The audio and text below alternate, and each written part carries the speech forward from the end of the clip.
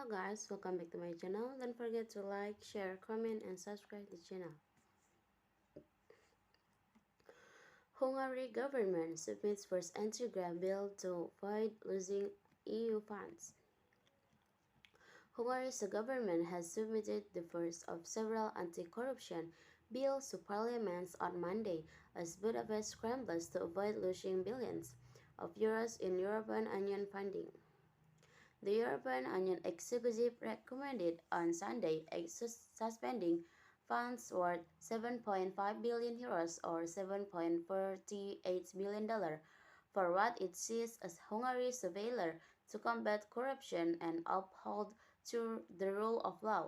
The European Commission also set out requirements for Hungary to keep access to the funding, including new legislation which Hungary said it would meet. Justice Minister Judith Varga said on her Facebook page that she had submitted the first bill to Parliament as the government will focus on drafting and implementing the commitments to the EU in coming weeks and months. Hungary could enter the year 2023 without losing any EU funds, Varga said. The bill modifies legislation relating to Hungary's cooperation with the EU Anti-Fraud Office (OLAF), ensuring the OLAF gets support from Hungarian tax authority officials in its investigation of EU-funded projects and gets access to data and documents on the scene. In addition, it changed rules governing state asset management foundations, obligating them explicitly to issue public procurement tenders for projectors and tightening conflicts of interest rules in their management. Hungary's case in the EU under a new sanction meant to better protect the rule of law and combat corruption in the 27-nation bloc. Nationalist Prime Minister Viktor Orban, in power since 2010, has clashed with Brussels reportedly over his policies that it sees as eroding democracy in Hungary.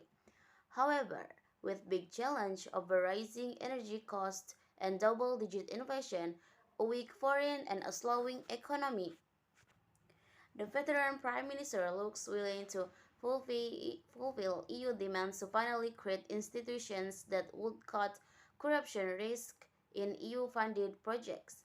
The latest developments in Brussels certainly come at a bad time for Orban, who is struggling with a swath of political and economic problems brought about by both global issues, most notably rising energy prices. So he is likely to go further to satisfy Brussels' demands,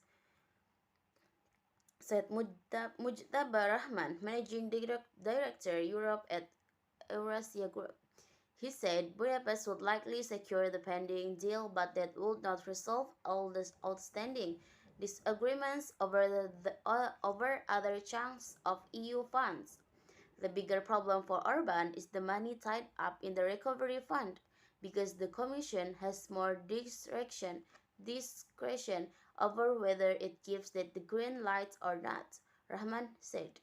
Like most EU countries, Hungary last year submitted its blueprint on how it would use EU grants to make its economy more environmentally friendly and high-tech after the COVID-19 pandemic. It has yet to receive approval on that as well.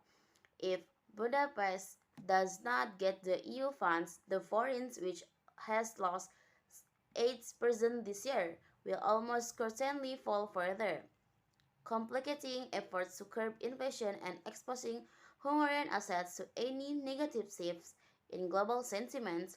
Development Minister Tibor Navracsics, in charge of negotiation with the EU, said on Sunday that Hungary would meet all 17 of its commitments made to the Commission to stave off the loss of any funding.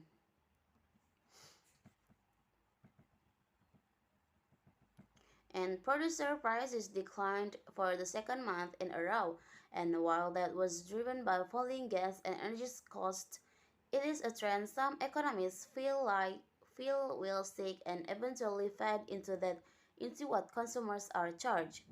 Okay, that's all from me. Thank you for watching. Don't forget to like, share, comment, and subscribe. Thank you.